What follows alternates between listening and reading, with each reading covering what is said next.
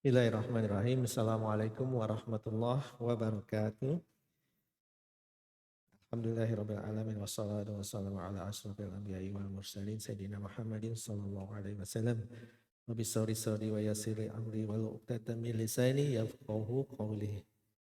Bapak Ibu sekalian, alhamdulillah kita ketemu lagi. Hari ini insya Allah saya nge-backup Ustadz Ridwan ya karena beliau berhalangan. Kondisi tidak atau kurang sehat, mudah-mudahan berikan kesehatan kembali kepada beliau untuk kembali bisa aktif khususnya di Masjid Westol. Insya Allah hari ini saya ingin sharing saja berkaitan atau melanjutkan kajian yang dulu yaitu Arba'in Nawawiyah ya. Alhamdulillah kita dulu udah berapa tahun ya dari hadis yang pertama sampai menjelang akhir. Kita sekarang sampai ke hadis yang ke-39. Jadi masih ingat 39 kayak. Terus sekitar 2 minggu yang lalu saya ada ikut sesi sanad hadis Arba'in Nawawiyah. Alhamdulillah saya dapat ijazah, jadi ya Allah lebih lebih memotivasi lagi untuk bisa sharing. Kitab yang saya pakai kali ini adalah kitab Al-Wafi ya, tulisan dari Dr. Mustafa Adib Al-Bugha dan Dr. Muhyiddin Mistu. Dan kemarin saya juga order Arba'in Nawawiyah yang kitab syarah yang ditulis oleh yang lain. Jadi insya Allah mungkin dalam kesempatan yang lain kita coba bahas dari syarah yang berbeda ya. Kalau di kitab Al-Wafi ini memang bahasanya pertama tentu dari hadisnya tersebut. Kemudian kemudian kalau ada aspek dari fikihnya juga dibahas sehingga mudah-mudahan apa yang disampaikan itu membuat pemahaman yang utuh ya, bahwa hadis terkadang kita mungkin sering melihat apa sih secara makna teksnya gitu kan. Padahal mungkin banyak di makna-makna teks itu bisa menentukan jadi satu pertimbangan hukum juga gitu ya. Apalagi di hadis Arba'in Nawawiyah itu banyak hadis-hadis yang sifatnya pokok atau sifatnya mendasar. Sehingga kalaupun kita memahami 42 hadis tersebut ya, dari yang pertama sampai yang akhir itu udah cukup utuh sebetulnya untuk mendapatkan pemahaman tentang agama kita itu sendiri. Makanya itu adalah sebenarnya kejeniusan Imam An-Nawawi ya, yang dia mengumpulkan 40 hadis singkat saja, tapi ininya cakupannya luar biasa. Dan biasanya kajian hadis Arba'in Nawawiyah itu yang saya tahu di pesantren juga banyak dibahas ya.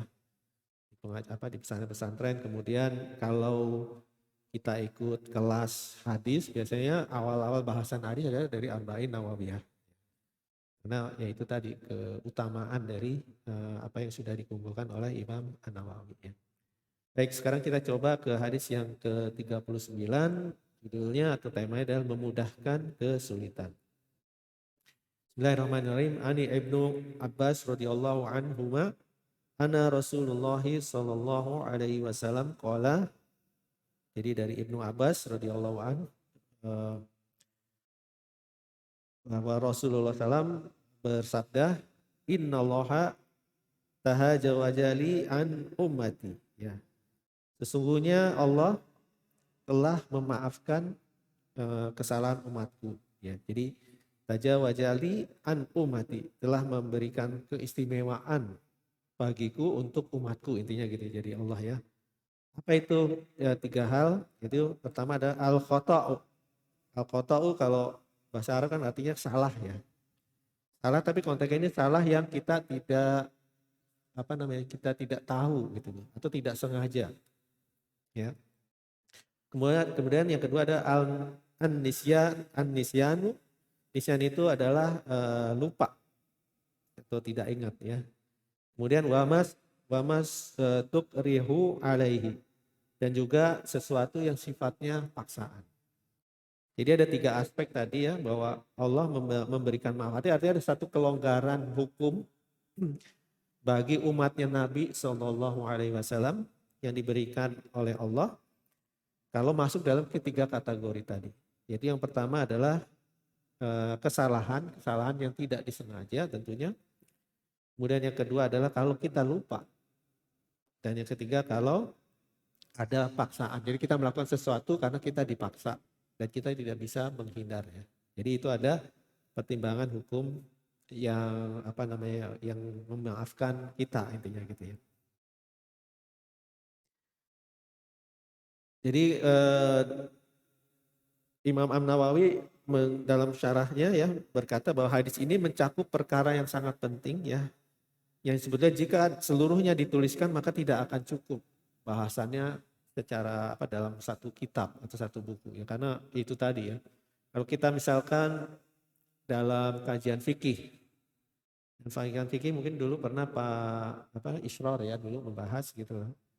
Kalau misalkan kita melakukan ada yang lupa, maka itu kita harus begitu kita ingat maka itu harus kita ulangi untuk beberapa kasus. Ya contohnya misalkan kalau kita sholat gitu ya, hitungan rakaatnya kita lupa.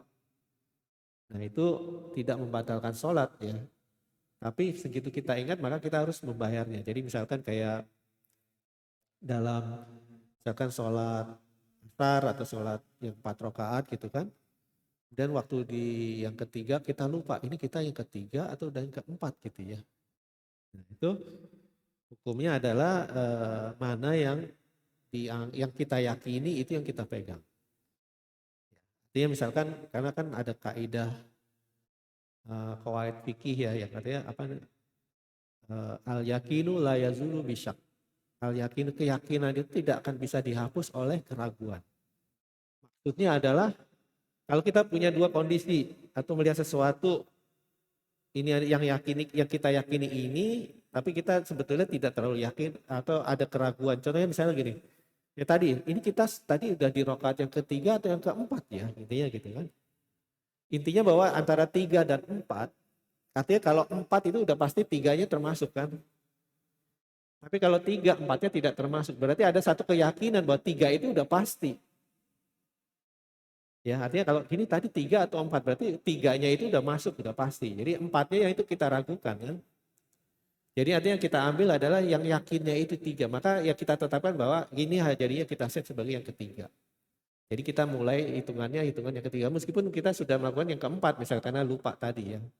Jadi artinya nanti kita tambah 1 rakaat lagi lalu ditutup dengan sujud sahwi ya, sujud lupa itu untuk membayar bahwa kita melakukan satu hal yang sifatnya lupa. Jadi itu nisyan lupa gitu ya. Jadi konteksnya adalah al yakinu la yazulu bisyak. Jadi keyakinan itu yang harus kita pegang untuk menghapus keraguan. Contohnya tadi misalkan kita mau lagi ada acara gitu ya pengajian di sini. Kemudian pengajian sudah mendekati waktu akhir karena udah masuk waktu sholat. Misalnya waktu sholat zuhur atau sholat asar gitu ya. Nah terus waktu mau sholat asar kita wudhu kita udah batal atau belum gitu ya. Nah artinya yang dipegang adalah yang apa? Yang batalnya kan. Sudah kita tadi batal atau enggak ya. Kalau batal berarti kan wudhunya tidak berlaku. Kalau wudhunya kita pegang berarti ininya kan tidak berlaku. Jadi artinya yang kita pegang adalah bare minimum levelnya itu apa. Jadi artinya kita tadi wudhunya sudah batal atau belum, maka yang kita ambil adalah yang batalnya gitu ya. Intinya gitu. Jadi itu adalah salah satu salah satu dasar yang dipakai dalam menentukan satu kondisi hukum ya. Kemudian Ibnu Hajar Al-Haytami berkata, hadis ini mempunyai manfaat yang menyeluruh. Karena menyakup 3 perkara yang selalu disebutkan dalam bab fikih. Jadi jadi bisa dikatakan bahwa ini adalah dianggap seperti setengah syariah ya. Karena perbuatan seorang itu akan tercakup di dalamnya apabila karena perbuatan seseorang yang tercakup di dalamnya ada kalanya dilakukan karena sengaja atau juga karena sukarela. Dan ada kalanya dilakukan karena tidak sengaja, karena lupa, keliru atau dipaksa.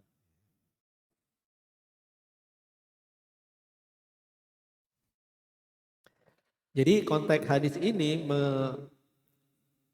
menegaskan bahwa 3 aspek tersebut, yaitu lupa atau keliru atau karena dipaksa, maka perbuatan yang dilakukan karena hal tersebut maka dianggap tidak berdosa. Ya.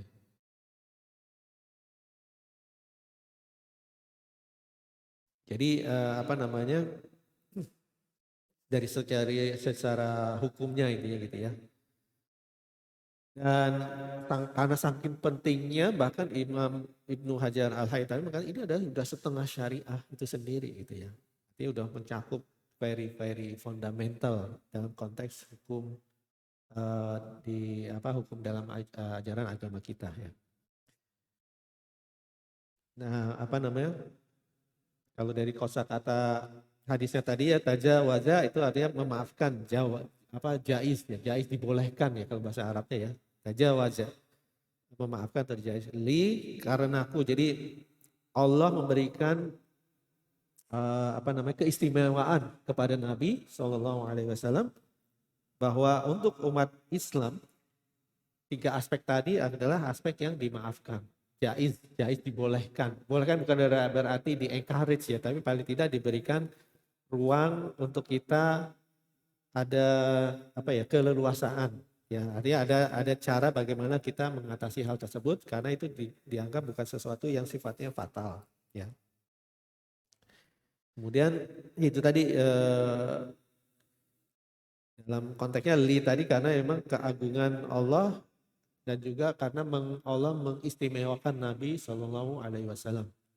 Umatnya Nabi diistimewakan. Jadi kalau kita lihat beda dengan dulu masanya Nabi Musa ya, di mana umat Yahudi very rough gitu ya. Dibandingkan dengan umat kita, umat Nabi SAW tidak sekeras dengan umat zamannya Nabi Musa, karena kita diberikan keistimewaan.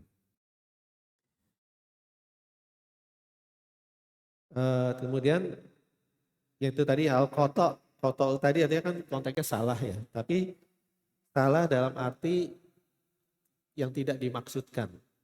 Jadi artinya misalnya gini, kayak ada misalnya kalau ada kasus pembunuhan yang tidak disengaja. Nah itu hukumnya bukan hukum kisos yang langsung di ini ya, tapi ada pertimbangan lain ya, jadi itu udah masuk kategori yang lain ya. Oke, kemudian kalau kita lihat dari makna umumnya, jadi orang yang melakukan larangannya Allah atau tidak melaksanakan perintahnya Allah karena tidak sengaja, maka itu tidak dicatat sebagai perbuatan yang terlarang atau perbuatan yang berdosa dan tidak akan ada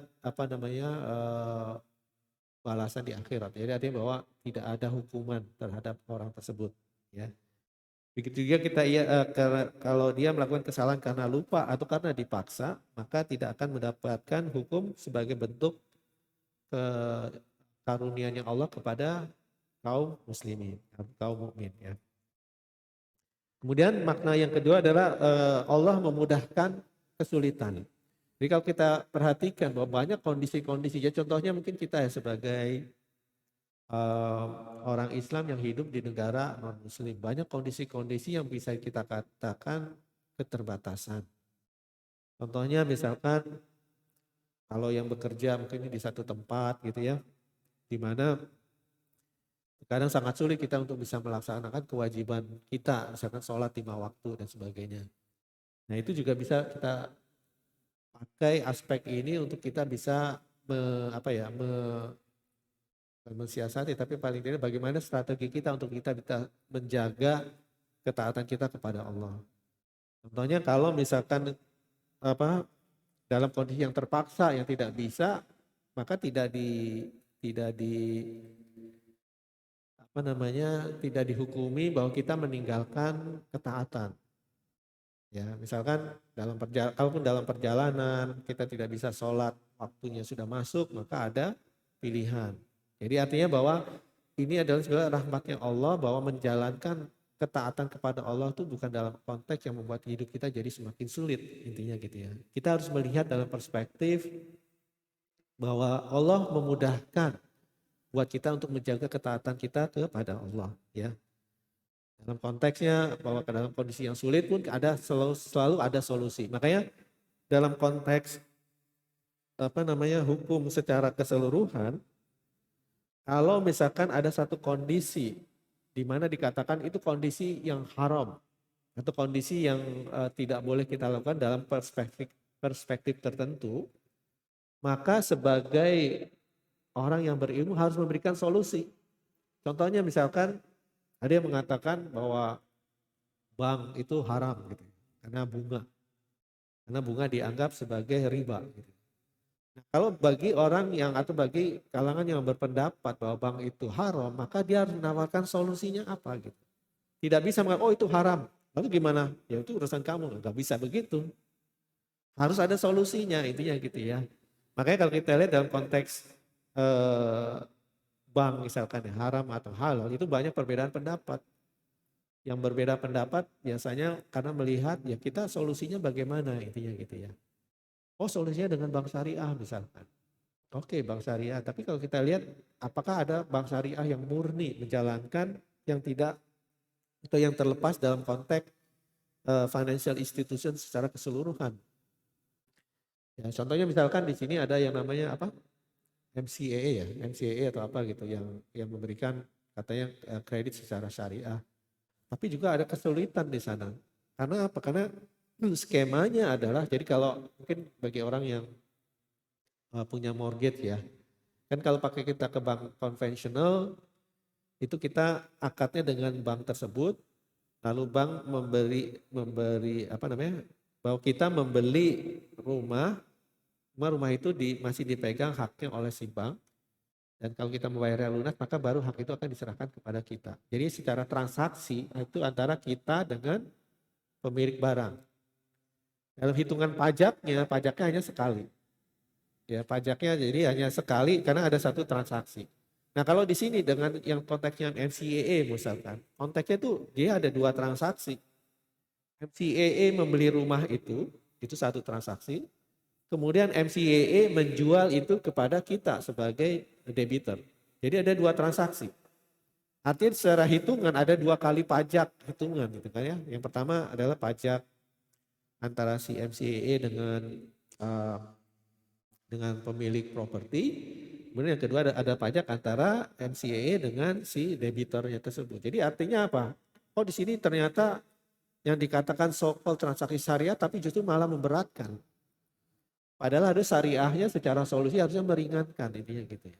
Nah itu ada perdebatan. Jadi ada yang mengatakan itulah syariah seperti itu yang syar'i seperti itu. Ada yang mengatakan enggak juga. Justru yang syar'i itu harusnya yang memudahkan secara makosidnya, secara maksud dari hukumnya. Kenapa kita kalau mengikuti hukum Islam malah jadi menyulitkan dibandingkan dengan yang konvensional? Jadi artinya banyak aspek ya. Jadi artinya kita tidak bisa hanya melihat secara hitam putih dalam konteks menerapkan satu hukum ya. Jadi banyak pertimbangan yang lain. Jadi ada kita lihat konteksnya seperti apa. Makanya juga ada yang mengatakan bahwa kalau kita melihat sudut pandang fikih itu tidak bisa sifatnya saklek. Kecuali tentunya sifatnya ubudiyah ya, yang secara hukum-hukum peribadatan. Ya kan saya sholat rakaatnya udah pasti. Yang sholat subuh ya 2 rakaat, 3 rakaat karena pendapat lain atau lebih 4 dari rakaat ya. Tapi dalam konteks muamalah itu very kompleks ya. Makanya nanti ada perkembangan hukum Islam yang bukan hanya berkaitan dengan kaidah usulnya saja, tapi juga ada masuk ke aspek yang namanya maqasid. Jadi melihat dari kemaslahatan dari kita menerapkan satu hukum seperti apa ya. Nah itu udah nanti bahasan yang lebih besar lagi ya. Jadi intinya kembali lagi bahwa intinya adalah bagaimana Allah memberikan space buat kita untuk mendapatkan kemudahan dalam menjaga ketaatan. Jadi intinya bagaimana kita menjaga ketaatan dalam kapabilitas atau kapasitas yang kita masih bisa laksanakan ya. Kan kalau di surat Al-Baqarah kan la yukallifullahu illa usaha. Jadi Allah tidak akan memberikan beban kecuali pada kapasitas yang kita mampu melakukannya. Oke. Nah terus kemudian dalam konteks misalnya contohnya ya dalam dulu waktu Bani Israel ketika diperintahkan mengerjakan satu perintah, kemudian mereka lupa. Atau ketika dilarang mengerjakan sesuatu tapi mereka tidak sengaja mengerjakannya, maka Allah akan berikan hukuman buat mereka. Ya. Tapi bagi umat Islam tidak begitu. Jadi artinya ada kelebihan, ada keistimewaan. Dan kita harusnya bersyukur sekali sebagai umatnya Nabi SAW. Karena ada keistimewaan karena Allah mengagungkan Nabi SAW. Begitu Allah mengagungkan Nabi berarti umatnya Nabi atau umat yang beritiba kepada Nabi juga mendapatkan keistimewaan tersebut. Makanya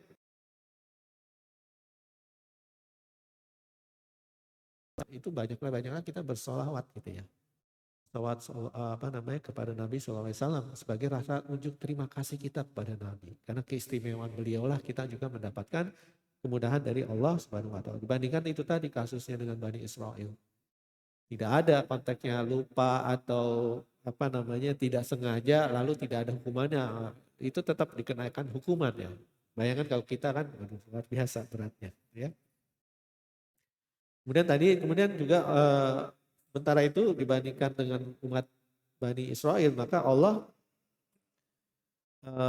mengabulkan doa umat, yaitu doa yang diilhamkan dan diajarkan oleh Allah Subhanahu wa taala. Jadi kalau kita lihat di di surat Al-Baqarah ya.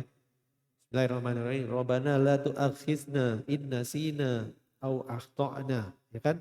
Ya Tuhan kami, la tu'akhizna, janganlah kau azab kami, ya kan? In nasina, ketika kami lupa, ya.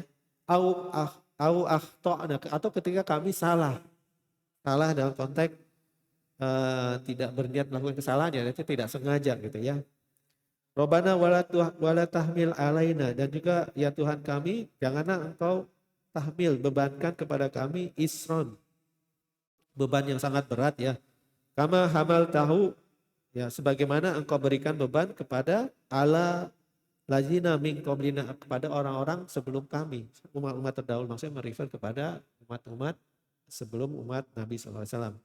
Rabbana wala tuhamil na malato kotalana bih, ya, dan jatuh ya, wahai Tuhan kami, janganlah engkau pikulkan kepada kami apa yang kami tidak sanggup untuk memikulnya.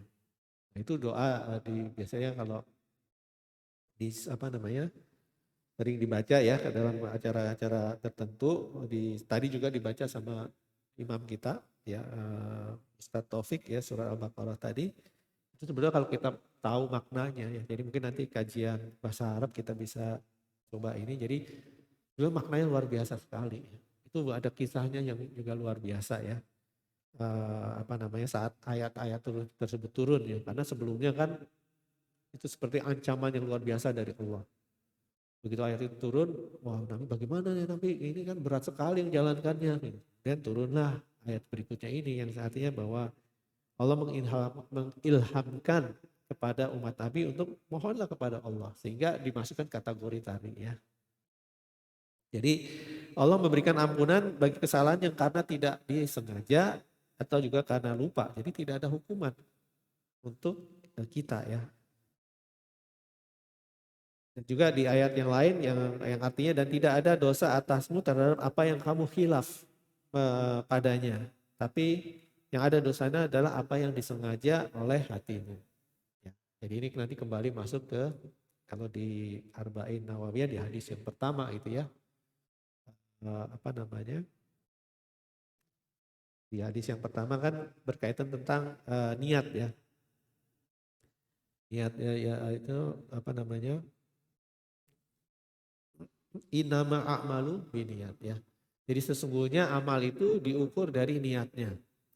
Dimana itu langsung masuk ke kaidah fikihnya itu ya, al-amru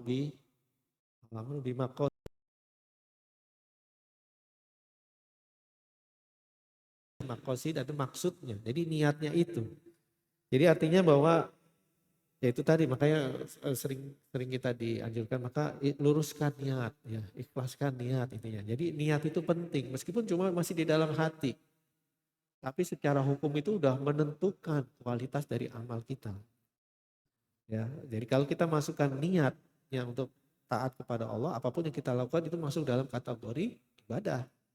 Ya, jadi bekerja, kenapa bekerja bisa masuk ibadah? Karena niatnya kita ya, dalam melakukan pekerjaan itu adalah niatnya hanya untuk Allah gitu ya. Allah saya bekerja ini karena niatnya untuk mencari nafkah, di mana nafkah itu untuk menghidupi kami di dalam menjaga ketaatan kepadamu. Insya Allah apapun pekerjaan itu selama halal tentunya ya akan jadi masuk kategori ibadah. Dan jadi saat kita bekerja maka kita juga dapat pahala. Jadi kalau niatnya ya Allah supaya kita dapat duitnya banyak buat nonton Coldplay misalkan gitu ya. Ya cuma sebatas itu dapatnya gitu ya. Jadi ya rugi sekali. Makanya sering-seringlah kita berniat yang baik gitu, dalam melakukan apapun. Datang ke Masjid Westol niatnya adalah untuk mendapatkan keberkahan. Apa tuh? Gak tahu tuh. Kalau di Indonesia lagi seru banget kayaknya ya, wah lagi ngejar-ngejar dapat Coldplay. Sampai ada orang ya kalau lihat sih di sosial media ya, wah udah seru lah pokoknya itu ya gitu ya. Ya nggak tahu lah sehebat itukah gitu ya Coldplay. Tapi mungkin untuk sebagian kalangan ya itu inilah ya satu apa namanya sesuatu yang dikejar intinya gitu ya. Anyway, so ya jadi Allah tidak akan menghukum kesalahan karena yang tidak disengaja juga karena lupa, namun akan dihukum karena perbuatan yang sengaja. Jadi niat lagi itu penting. Makanya sering-seringlah kita banyak-banyaklah berniat positif, ya berniat yang baik. Apapun kita kaitkan dengan Allah, ya kita datang ke Westall, kita datang ke ada barbecue ya, insya Allah niatnya ada silaturahim untuk menjaga apa namanya bagian dari ketaatan kepada Allah untuk sambunglah silaturahim ya itulah. Jadi niat itu akan menentukan kualitas dari amal kita. Dan Allah tidak akan membebankan satu amalan di luar kemampuan kita. Ya. Artinya bahwa janganlah kita apa ya memaksakan diri dalam sesuatu yang kita tidak ada kemampuan untuk itu. Jadi artinya kembali lagi ada dua perspektif. Yang pertama adalah masalah kapabilitas dan kapasitas. Jadi kalau kita dihadapkan pada sesuatu dan itu berat sekali dan kita mengaksesnya itu kita tidak akan sanggup melakukannya, maka bukan berarti bahwa itu adalah bagian dari kita yang bisa melakukan. Tapi kalau satu masalah datang kepada kita misalkan, masalah itu kita tidak berlepas dari masalah itu dan terasa berat sekali gitu ya. Maka kita bisa pakai kaidah ini bahwa Allah tidak akan memberikan satu ujian di mana kita tidak mampu melaksanakan. Artinya apa? Saat kita dihadapkan satu masalah yang kompleks, yang sulit itu artinya kita sebetulnya punya kapasitas untuk handle itu. We have in the capacity, we have in the capability to handle those kind of challenge. Gitu. Jadi artinya harus kita lihat istilahnya sebenarnya membuka paradigma yang berbeda bahwa seberat apapun tantangan yang datang kepada kita yang kita tidak bisa hindarkan, itu artinya we are in the capacity to handle it. Jadi artinya ya itu yang kita selalu ingat, misalkan cobaannya berat sekali ya, misalkan ditimpa musibah ini, ditimpa musibah yang lain dan sebagainya, seolah datang bertubi-tubi. Sebenarnya ada dua pilihan. Yang pertama selalu komplain, ya Allah why me, why I got this problem, never finish, they all keep coming, and I can't take it anymore gitu kan. Sebetulnya kalau kita lihat dalam, this never happen, this never come to us if we are in the capacity to handle it. Jadi artinya harus kita buat, ya Allah ini berat sekali, tapi aku yakin bahwa Allah engkau memberikan ini padaku bukan tanpa bukan dengan kesia-siaan, pasti ada makna di balik itu. Artinya apa? Bahwa engkau melihat aku sekarang mampu to handle that problem. Artinya kita sudah diberikan kapasitas untuk menghadapi masalah yang besar tersebut. Jadi artinya maka dengan pertolonganmu ya Allah, saya akan berusaha untuk menghadapinya itu. Dan insya Allah dengan kekuatanmu lah, maka aku akan bisa mengatasi masalah. Jadi artinya mau justru men-trigger motivasi untuk kita facing the challenge. Jadi ya itu tadi, karena janji Allah kan tidak pernah ingkar, Allah tidak pernah ingkar. Dan Allah lah yang paling menepati janji. Begitu Allah say something di Quran, itu udah pasti al-haq, sesuatu yang benar yang tidak akan terbantahkan. Ya, jadi kembali itu juga memotivasi kita ya. Jadi saat bagi kita Bapak Ibu sekalian yang mungkin merasa masalahnya sedang banyak dan sebagainya, maka ingatlah ayat ini. Ingatlah bahwa Allah tidak akan memberikan itu kalau kita tidak dianggap mampu melakukannya. Artinya we are in the capacity to handle it. Gitu ya, gitu ya. Jadi Mudah-mudahan men-trigger kita untuk ya kita akan hadapi itu semua. Jadi jangan pernah back off, ya. Jangan pernah complaining dalam konteks mempertanyakan. Ya, itu udah masuk ke rukun iman yang ke-6 ya. Beriman kepada qada dan qadar. Ya. Jadi never ever asking why Allah give such a thing to us, intinya gitulah. Because there's always a meaningful behind what Allah give to us. Pasti ada makna sesuatu ya. Kan ada yang mengatakan, ya Allah berilah aku kesabaran. Bukan dalam berarti Allah langsung beri, langsung kamu jadi sabar, kita jadi sabar, enggak. But Allah give some opportunity for us to train ourselves to be patient. Ya, artinya bahwa karena manusia itu kan growing ya, atau istilahnya metamorfosa intinya gitu ya. Bayangkan kalau apa namanya, mungkin sadar atau tidak sadar kita perhatikan ya dalam jangka waktu tertentu, mungkin yang sudah berumur melihat. Kalau kita lihat misalkan khususnya generasi kita, mungkin generasi apa ya? Kalau saya mungkin generasi X kali ya. Bukan baby boomer ada generasi X, ada generasi Y gitu ya. Y itu sebenarnya ada Z. Terus juga ada generasi milenial dan sebagainya. Nah untuk orang generasi X atau baby boomer dan sebagainya, ngelihat orang milenial kok kayaknya lembek banget ya. Wah kena mental nih kita gitu. Waduh ini jadi kayaknya kok lemah banget sih gitu ya. Waduh saya lagi ini nih apa namanya, nggak bisa kerja nih lagi got some gak. Jadi kalau kita lihat kok begitu ya begitu. Jadi ya karena mereka masih muda intinya gitu ya. Secara psikologik itu masih development. Ya. Sama juga kalau ya ini mungkin pelajaran yang apa ya, yang saya selalu akan coba ingat gitu dalam konteks mendidik anak misalkan ya. Dalam mendidik anak kan terkadang kita keras sama anak. Jadi waktu anak misalkan menghadapi satu kekecewaan, dia ada yang tantrum, atau ada yang istilahnya ya berulah sehingga seolah-olah kayak gimana lah gitu ya gitu, rewel gitu ya gitu ya. Ya don't stop, apa namanya, udah berhenti jangan nangis nanti malah kita keluarkan ancaman. Padahal kalau kita lihat dalam konteks human development gitu, ada sebetulnya anak itu lagi dalam berproses untuk belajar mengatasi atau belajar bagaimana sih menghadapi kondisi emosional gitu ya. Sehingga harusnya kita sebagai orang tua adalah justru approaching gitu ya. Jangan bilang, oh stop ini, tapi harusnya approaching, berikan dia kesempatan to handle their emotion. Ini mungkin masuk ke dalam konteks mental health ya. Pak Pandu sini. Jadi mental health, bagaimana sih kita mendevelop mental health. Jadi artinya bahwa saat mendidik anak adalah saat dia menghadapi tantrum dan sebagainya, itu adalah saat dia menghadapi challenge dalam proses apa namanya psychological developmentnya. Kita sebagai orang tua harusnya memberikan kesempatan dia untuk try to resolve. Jadi misalnya kita approaching dia, oh kenapa? Ada apa? You feel sad, ya, you feel apa namanya frustrated, gitu. Jadi approaching di sana sehingga dia merasa being heard, merasa didengarkan, gitu ya. Sehingga dia melihat kita itu sebagai orang yang bisa membantu dia. Timbang kalau dilarang, jangan nangis, udah stop, nanti tinggal loh, nanti dihukum gini. Akhirnya dia just get frustrated ya, karena dia belum bisa mengontrol emosinya. Jadi dulu waktu saya mendidik anak juga waktu kecil, ya saya seperti itu tadi ya kaku gitu ya. Karena kita mikir, ini bikin masalah aja sih, ini harus begini, ini harus begini gitu kan. Ada acara orang tua, anaknya lagi rewel kan, itu kayak gitu ya. Gimana nih, gimana? Ya itu tadi kembali lagi bahwa sebetulnya mereka lagi butuh kita, butuh perhatian kita itu ya gitu. Jadi jangan pernah kita lihat anak yang lagi rewel itu adalah troublemaker. Because they still facing challenge gitu ya, menghadapi masalah untuk bagaimana dia bisa menghadapi kondisi emosionalnya gitu. Oke, jadi kembali lagi back to laptop ya. Jadi kembali bahwa Allah tidak akan membebankan satu kondisi, satu perintah atau satu keadaan di mana kita tidak mampu menghadapinya.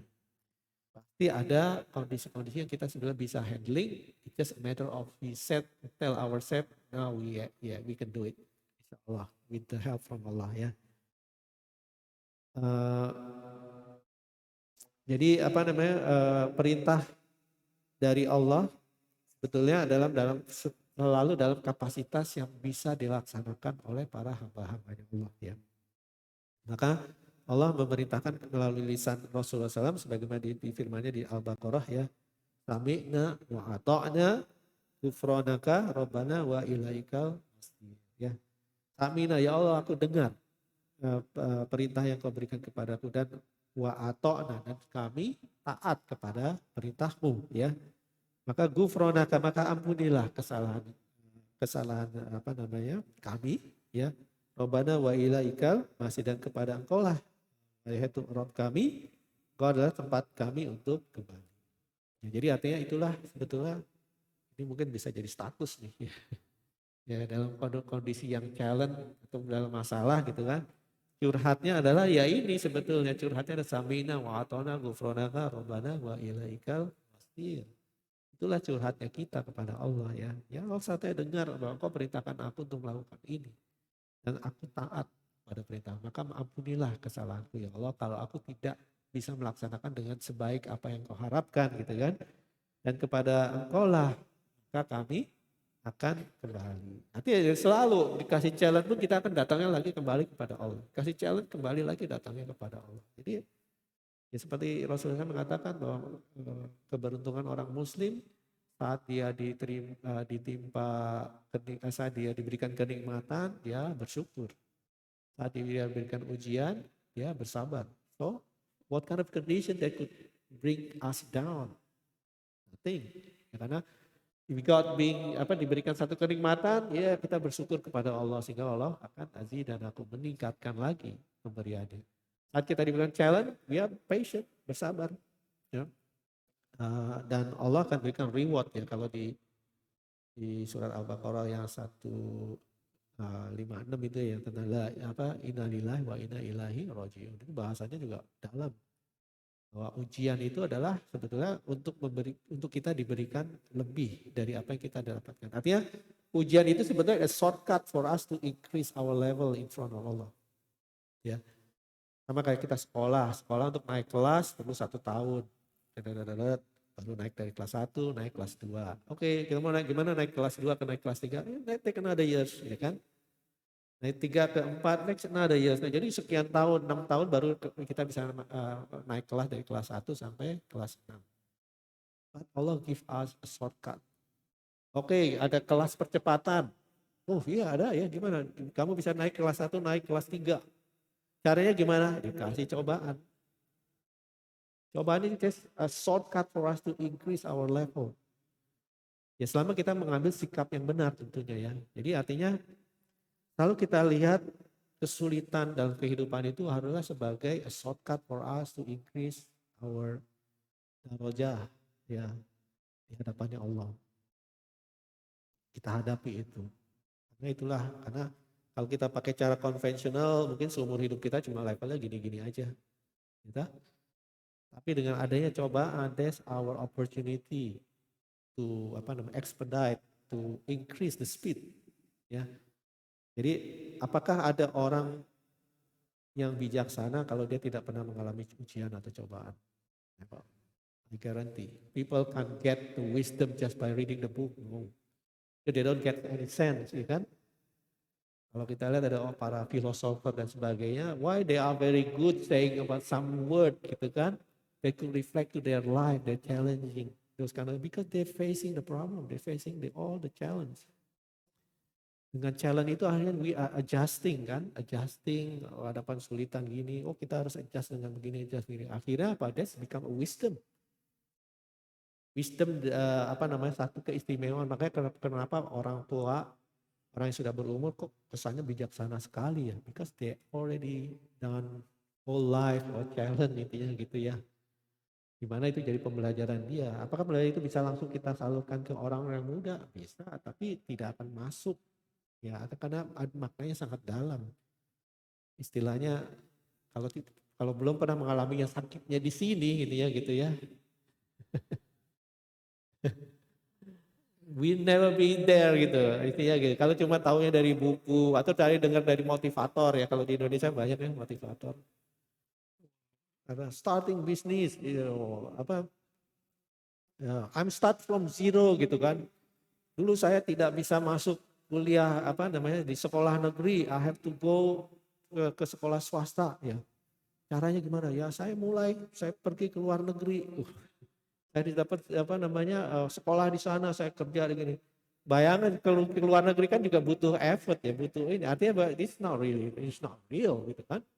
So what kind of learning point that you like to give for the people that listen to you and you say something that you never been experienced?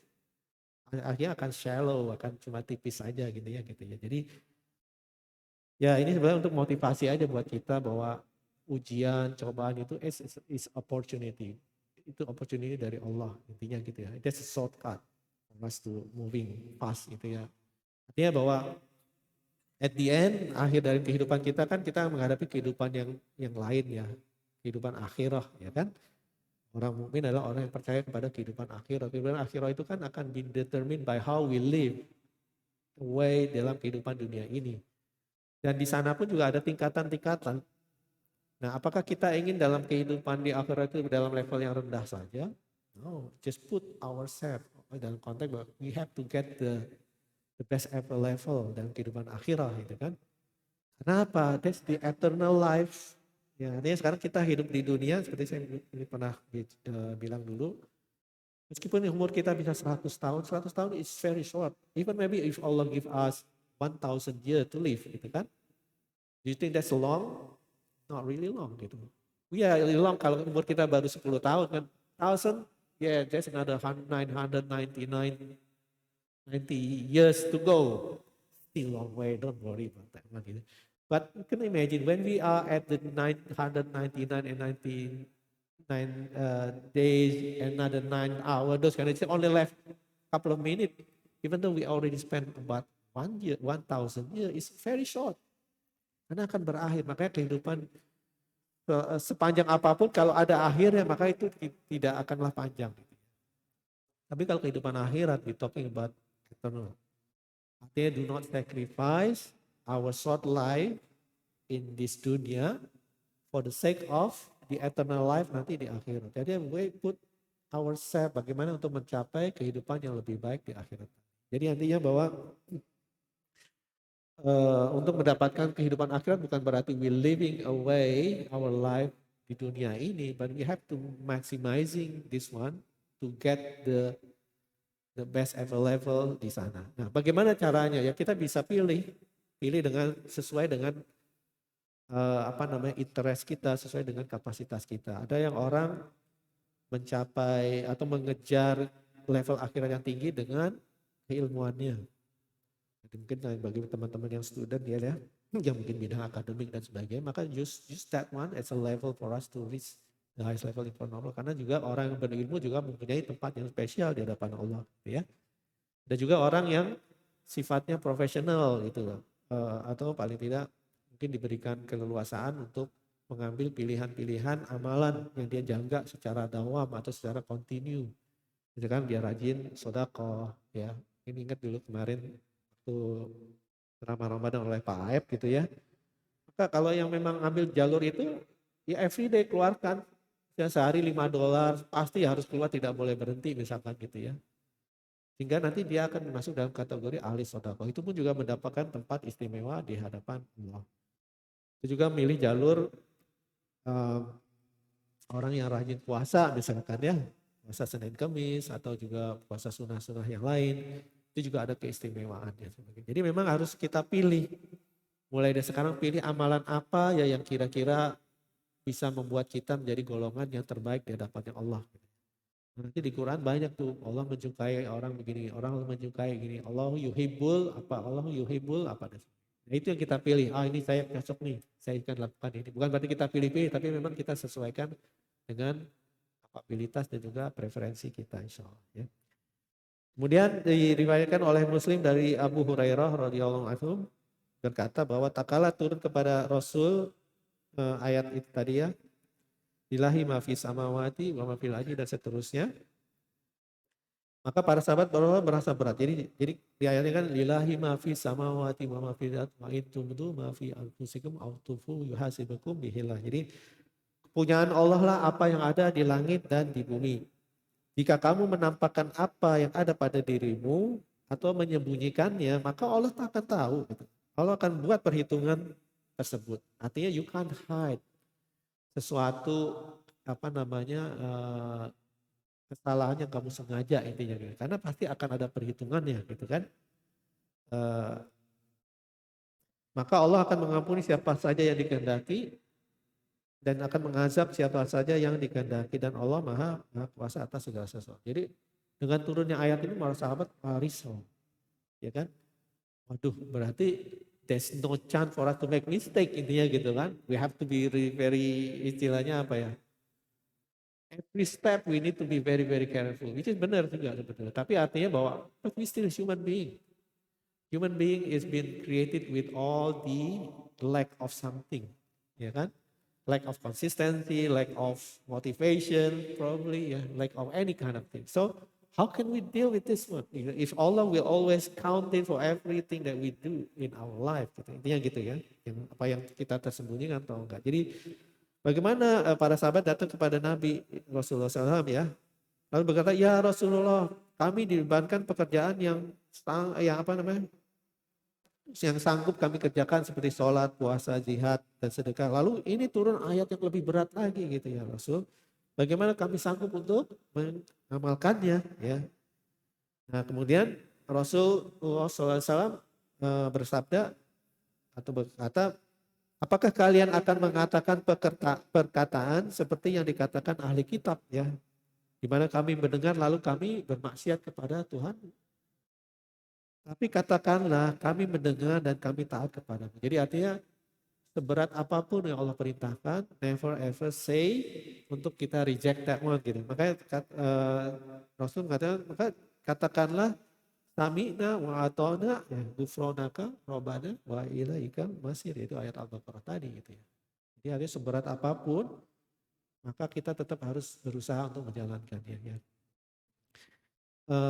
Lalu sahabat pun mengatakan tadi ya sami'na wa atona ghufranaka rabbana wa ilaikal masir. Kemudian karena itu jadi ketika mereka mulai membaca dan lisan mereka mudah mengucapkan, maka Allah menurunkan ayat setelahnya yaitu jadi amana Rasul bima unzila ilaihi min rabbi wal mu'minun, ya kan, Rasul telah beriman kepada Al-Qur'an yang diturunkan kepadanya dari Tuhannya, demikian pula orang-orang yang beriman. Semuanya beriman kepada Allah, malaikat-malaikatnya, kitab-kitabnya, dan rasul-rasulnya. Lalu kami tidak membeda-bedakan antara seorang pun ya dengan yang lain dari rasul-rasul Allah tersebut. Dan mereka mengatakan samina wa atona ghufranaka rabbana wa ilaikal masir ya. Jadi ketika mereka telah mengamalkan terus, lalu Allah menghapusnya dengan menurunkan ayat yang berikutnya tadi ya. Allah tidak membebani la yukallifullahu nafsan illa wus'aha laha makasabat dan seterusnya dan seterusnya. Yang artinya Allah tidak membebani seorang melainkan sesuai dengan kesanggupannya. Itu tadi. Keyword yang kita harus pegang ya. Tidak ada beban yang datang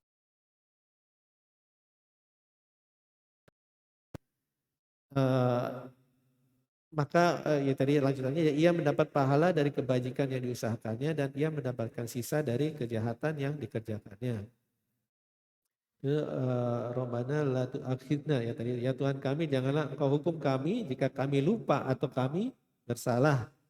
Ya Tuhan kami janganlah engkau bebankan kepada kami beban yang berat sebagaimana engkau bebankan kepada orang sebelum kami.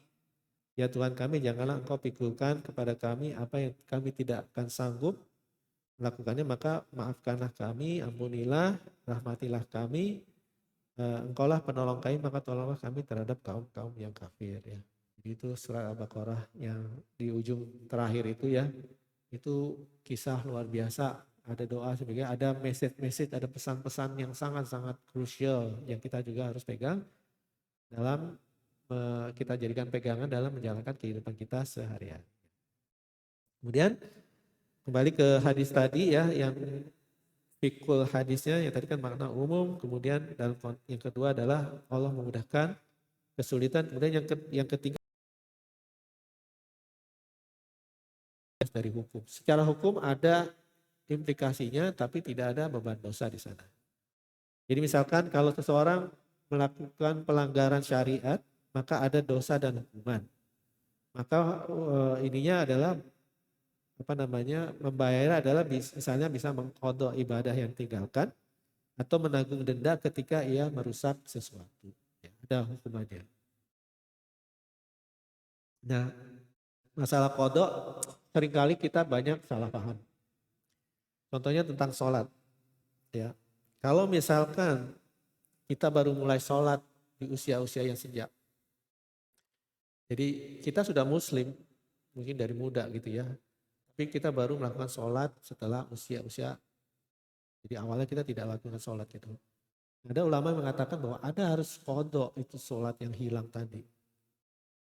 Jangan pernah kita abaikan. Saya kan baru sholatnya ini, ya udah yang lainnya anggap aja hapus. Enggak juga, karena dulu kamu kan muslim gitu kan.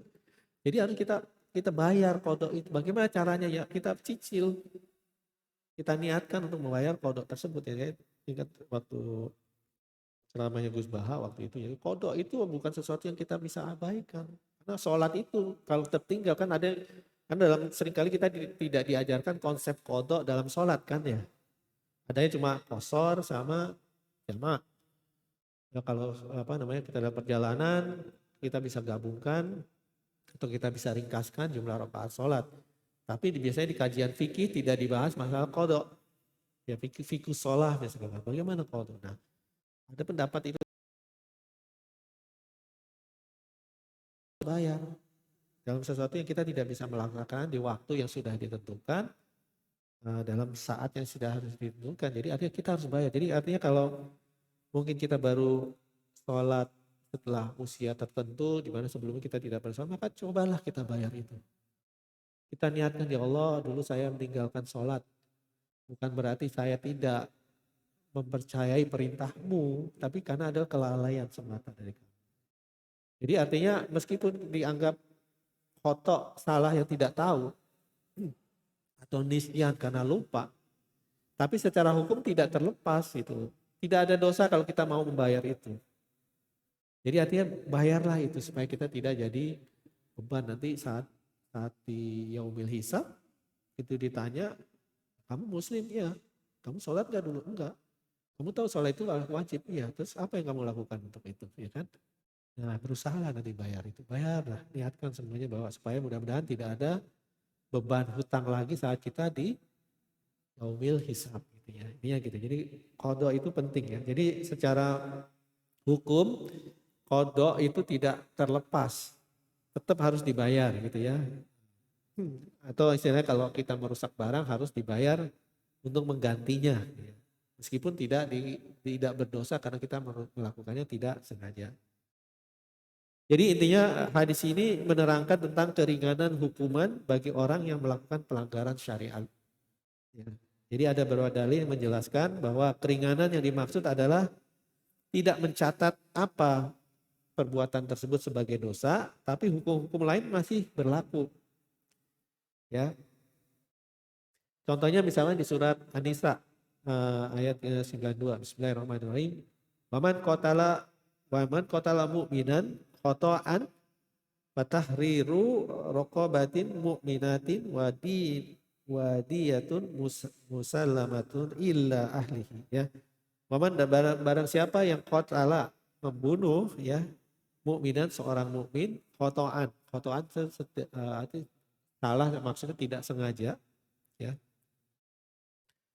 Maka fatahriru raqabatin mu'minan maka hendaklah ia memerdekakan seorang hamba saya yang mukmin ya, wadiyatun dan juga membayar diatnya. Dia itu membayar denda kepada orang ahli waris atau keluarganya dari orang yang terbunuh tersebut ya. Kemudian musalamatu ila ahli, kemudian diserahkan kepada keluarganya. Jadi artinya ada kondisi di mana seseorang secara tidak sengaja membunuh seseorang. Tidak dianggap berdosa selama itu tadi. Dia tetap tidak terlepas. Jadi membunuh karena tidak sengaja gitu ya. Misalkan polisi ngejar ada perampok gitu ya, saling tembak-tembakan. Ada satu peluru ternyata mengenai orang kaum sivilian gitu sehingga dia meninggal. Kalau sesama muslim ya, artinya itu tidak dianggap dia membunuh secara sengaja, tapi ternyata tidak sengaja. Tapi dia tetap dibebankan secara hukum ya untuk membayar denda, membayar diat tadi ya.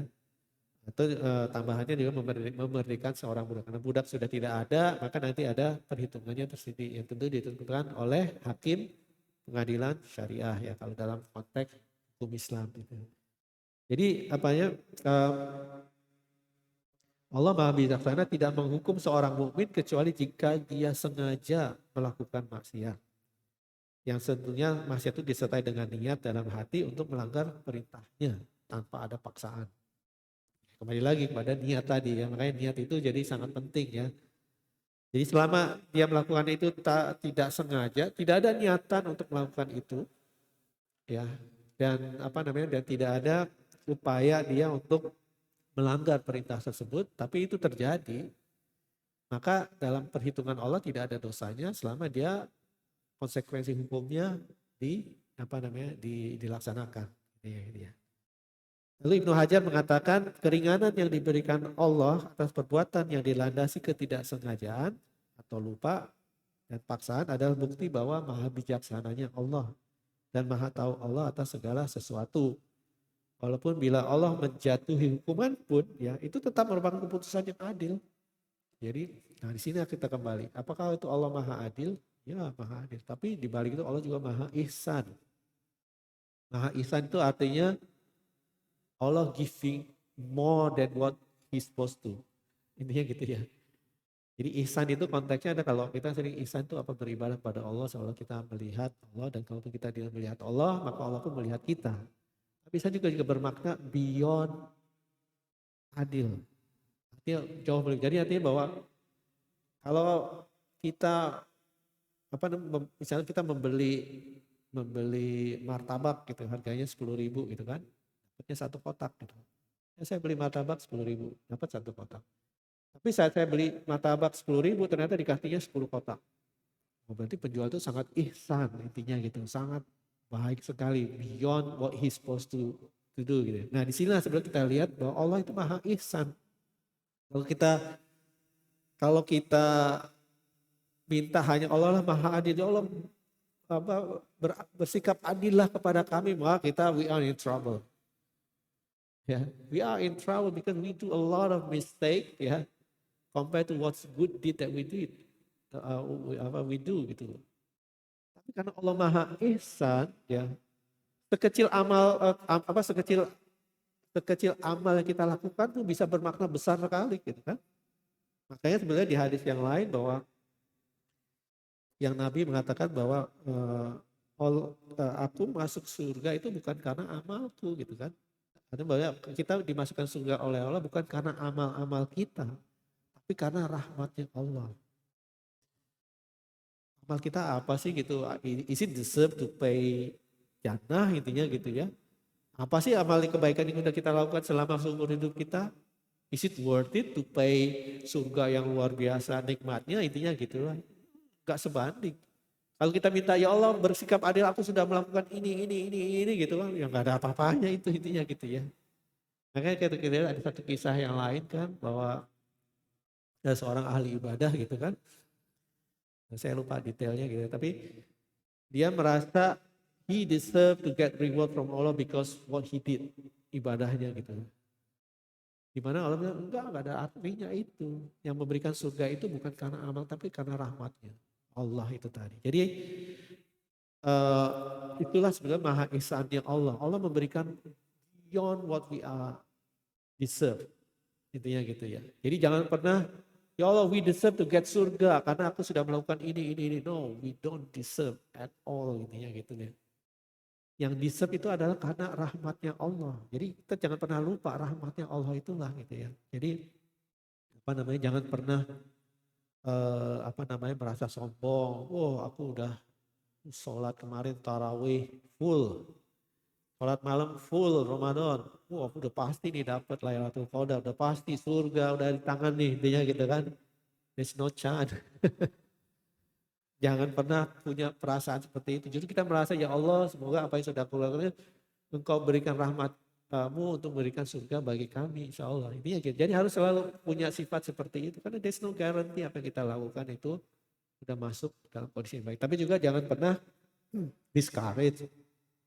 Karena saat kita melakukan amalan kebaikan, sebetulnya Allah ilhamkan kita untuk melakukan amalan tersebut. Jadi juga di satu sisi we have to be balanced ya. Jangan overconfident, jangan apa namanya tidak confident itu ya bahasanya. Jadi do not overconfident, do not under appreciation lah intinya gitu ya. Jadi kembali tadi, jadi jangan pernah sombong. Kita melakukan ini, lakukan ini, belum tentu itu diterima. Tapi di sisi lain juga saat kita melakukan ketaatan kepada Allah, tentunya dengan niat yang benar, itu adalah artinya Allah ilhamkan kita untuk melakukan kebaikan. Jadi sebenarnya Allah put scenario behind there gitu ya gitu ya. Tapi message-nya adalah jangan bahwa kebaikan Allah itu bukan karena kita melakukan amal, itu karena rahmatnya Allah. Bukan berarti amal itu tidak penting ya, tapi amal itu ada the way istilah menarik kebaikannya Allah dengan melakukan amal-amal ketaatan. Kan di sisi lain juga ada hadis yang mengatakan bahwa Allah itu lebih suka didekati oleh amalan-amalan wajib. Ya, artinya bahwa saat kita melakukan apa yang diwajibkan oleh Allah, Allah suka, Allah seneng. Intinya gitu. Jadi kalau Allah udah seneng ya udah enak lah insya Allah gitu ya. Jadi ya nanti rahmat tidak masalah. Allah prerogatif Allah, tapi tentunya Allah hanya memberikan rahmat kepada hamba-hamba yang dicintainya. Bagaimana kita meraih cintanya Allah? Ya pertama dengan melakukan ketaatan-ketaatan kepadanya gitu ya. Dan juga kembali lagi bahwa selalu berpikir Allah itu maha ihsan, maha baik, memberikan yang lebih dari apa yang we are deserve to gitu ya. Dan satu hal yang paling penting, never ever give hope to Allah, intinya gitu ya. Jangan pernah putus harapan kepada Allah, karena itulah strateginya iblis dan kelompoknya. Targetnya iblis adalah to cut the hope from people to Allah. Ya, begitu kita udah putus asa kepada Allah, that's the way iblis taking control of us. Jadi jangan pernah kita putus harapan sama Allah. Sesulit apapun kehidupan kita, seberat apapun, always put husnuzon sama Allah. Allah will be there. Always there, not just will be there, but Allah always there. Bahwa Allah itu kan dekat, sedekat nadi. Intinya gitu. Jadi it's very very close. As long as we would like to feel kehadirannya Allah gitu ya.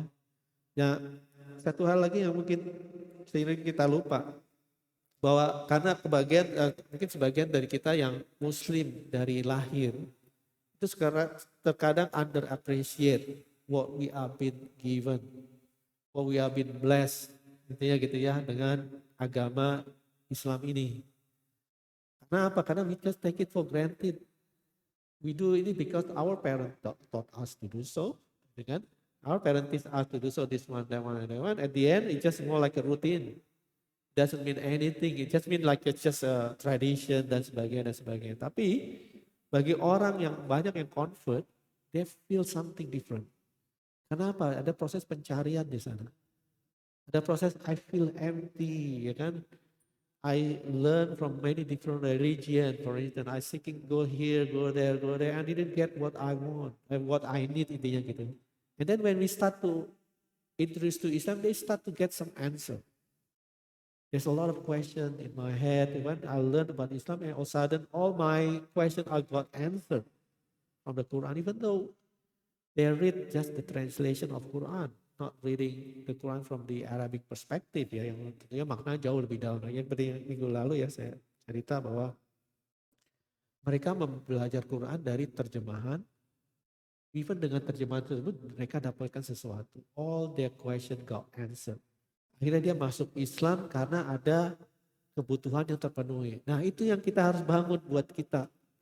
Apa sih faedahnya Islam buat diri kita, itu harus kita temukan gitu kan. Sehingga we have be more stronger ikatannya dengan Islam ini gitu. Bukan cuma sekedar because we have been told to do so, this one, that one, and just do it. That's it. No, tapi harus find the meaning gitu kan. Tentunya yang paling sering relevan adalah yaitu when we facing challenge, always ingat bahwa Allah itu maha dekat. Dan Allah tempat kita datang, tempat kita kembali, tempat kita meminta. Dan Allah lah yang akan menenangkan hati kita ya. ketenangan itu akan datang dari Allah. Bukan cuma ketenangan yang hanya kita dengarkan musik slow gitu, wah jadi ayem gitu sebagainya. Enggak, beda sekali. Karena kalau kita dengarkan ketenangan dari musik, begitu musiknya mati, back to the beginning lagi ya. Terkadang goncang lagi dan sebagainya. Tapi kalau ketenangan itu datangnya dari Allah dengan keyakinan yang dalam, insya Allah itu akan berlangsung terus. Jadi seperti tadi yang surat Al-Baqarah di ayat terakhir tadi, cobalah Bapak Ibu sekalian baca itu lagi, pahami maknanya, karena pesannya luar biasa di sana. Ada keyword-keyword yang kita bisa pegang kalau kita untuk dalam menghadapi kehidupan sehari-hari, dalam menghadapi tantangan, menghadapi ujian, cobaan, baca itu lagi. Allah tidak akan memberikan ujian yang kita tidak mampu. Berarti kalau ujian itu tetap datang kepada kita, bukan berarti Allah memberikan sesuatu yang kita tidak mampu, ya kan? Tapi artinya Allah memberikan sesuatu yang kita mampu, berarti we are in the capability to handle it, gitu. Itu yang harus kita pegang, sehingga termotivasi lagi, kita akan struggling lagi menghadapi masalah itu, dan insya Allah we are, kita perbesar kapabilitas dan kapasitas kita untuk handling itu. Karena ujian itu kan datang bertahap. Ya, pertama kasih yang segini dulu, bisa enggak? Oh bisa, itu artinya kita kapasitas nambah kan? Sehingga kita bisa handle masalah yang lebih besar lagi. Atau masalah yang lebih besar lagi, we are stretching ourselves, gede-gede, jadi masuk, solve problem. Datang lagi yang lebih gede lagi, seperti itulah model ujian yang datang dari Allah. Sehingga saat kita sudah umur tertentu, we are in this big capacity to handle problem. Ya kan? Dibandingkan dulu waktu kita masih muda, udah gini udah kena mental nih, nggak bisa. Tapi kalau orang tua, maksud gitu aja mental, gampang begini-begini. Iya, karena udah ngalamin kan. Udah, you have been learning that for so long gitu. You already mastered how to deal with this problem. But we the younger people are still learning gitu ya gitu kan. Mental, jadi ya itulah. Jadi artinya itulah kalau kita perhatikan ya. Dulu waktu kita muda kok gampang sekali emosional dan sebagainya. Tapi setelah tua kok enggak. Padahal masalahnya sama gitu kan. Itu kan sebenarnya pertanyaan buat kita. Oh berarti sebetulnya we are udah punya kapasitas yang lebih besar. Nah sebenarnya itulah proses pendidikan dari Allah. Kita kalau membersihkan hati kita, tazkiyah nafs kita gitu ya, dengan cara berikan ujian, cobaan, sehingga kita sabar dan sebagainya, dengan terbentuk kapasitas itu, insya Allah akan jadi bekal kita menghadapi kehidupan yang jauh lebih baik. Artinya tantangan itu akan selalu datang. Jangan pernah berpikir kita hidup tanpa tantangan ya. Pilihan hidup apapun pasti tantangan itu akan ada gitu ya. Mau jadi dosen, mau jadi profesional, mau jadi yang lainnya dan sebagainya. Tantangan itu akan ada. Kalau kita orang lain, wah kamu enak ya hidupnya begini-begini. Enggak juga, they have already faced their own problem. Saya juga punya masalah sendiri, intinya gitu ya. Bukan berarti saya ngomong ini saya tidak punya masalah, enggak. Karena saya bisa ngomong ini karena saya punya masalah juga intinya gitu ya. Artinya itu sharing kan. Dan ternyata saya melihat aspek di sana, masalah itu membuat kita jauh lebih wise. Bukan untuk menghancurkan kita. Allah berikan problem is not to destroy ourselves, it's more like for us to grow. Itulah kalau Sylvester Stallone ya, di Rocky ya. If I ain't kill you, it just getting you stronger. Itu ya gitu. Artinya kalau tantangan itu tidak sampai mematikan kamu, maka you just become stronger. Ya, ini pesan yang kita bisa pakai ya.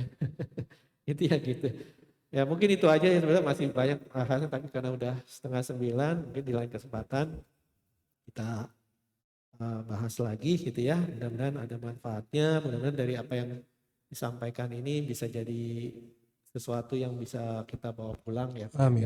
Sharing jadikan manfaat buat kita semua. Jazakumullah khairan katsiran. Assalamualaikum warahmatullahi wabarakatuh. Waalaikumsalam warahmatullahi wabarakatuh. Jazakallah khair Pak Widodo. Ini ada pesan sebelum sesi pertanyaan, ini ada pesan dan dari Ananda Taufik. Silakan.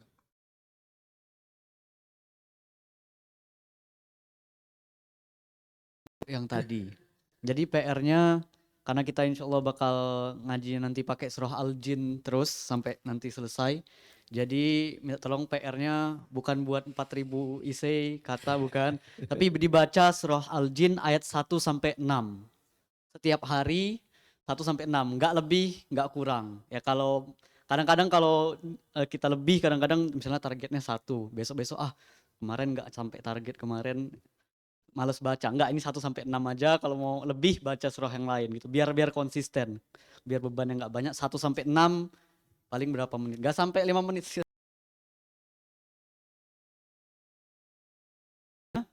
Ya. Wa annahu ya, terus 1 sampai 6 insya Allah minggu depan dicek lah satu-satu ya.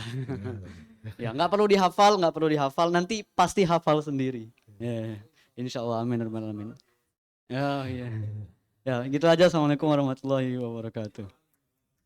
Ini untuk yang tadi hadir agak telat. Tadi pagi kita Ananda Taufik ini ngasih kajian tentang tajwid. Yang pertama tentang gunnah. Gunnah ini dengung. Ada mim dan nun yang harus ditekankan. Nanti kalau kita udah biasa menekankannya, nanti kita bisa melakukannya. Ini jago-jago penyanyi musik di sini banyak. Kayaknya banyak yang bisa lagu-lagu. Jadi untuk minggu depan, tolong kita baca-baca lagi surat Jin 1-6, dan berananda taufik ini insya Allah akan terus mempertajam bacaan kita. Bagi bapak-bapak dan ibu-ibu, jangan malu-malu dan sungkan untuk hadir. Sehabis subuh langsung kita nanti kajian tajwid minggu.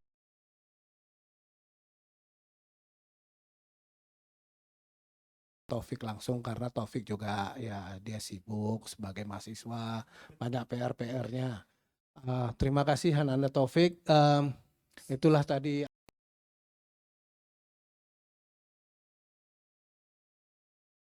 Allah memaafkan apa ya kesalahan-kesalahan kita. Memang alhamdulillah kita banyak sekali khilaf, lupa dan sebagainya. Allah itu maha memaafkan. Dan kita selalu berpositif thinking kepada Allah.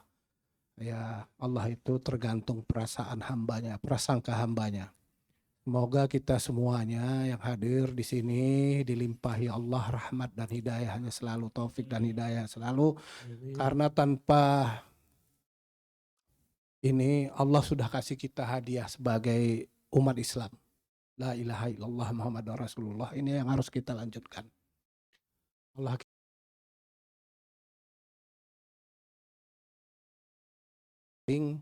kita jangan mensyarikatkan Allah dengan yang lainnya. Semoga kita tidak termasuk orang yang musyrik. Semoga kita terus istiqomah menjadi orang-orang yang dijauhi dari sifat munafik. Insya Allah. Amin ya rabbal alamin. Mungkin ada sesi pertanyaan, kita persilahkan bapak-bapak, ibu-ibu yang mau bertanya. Kami persilahkan. Assalamualaikum warahmatullahi wabarakatuh. Ya, baik. Udah jelas. Yang udah jelas. Ini kayaknya udah jelas banget. Perut yang belum jelas ini. Alhamdulillah. A'udzubillahi minasyaitonirrajim. Bismillahirrahmanirrahim. Ayo kita bersama-sama menutup majelis kajian Ahad ini dengan doa kafaratul majelis. A'udzubillahi minasyaitonirrajim. Bismillahirrahmanirrahim. Subhanakallahumma wa bihamdika asyhadu an la ilaha illa anta astaghfiruka wa atubu ilaik. Assalamualaikum warahmatullahi wabarakatuh.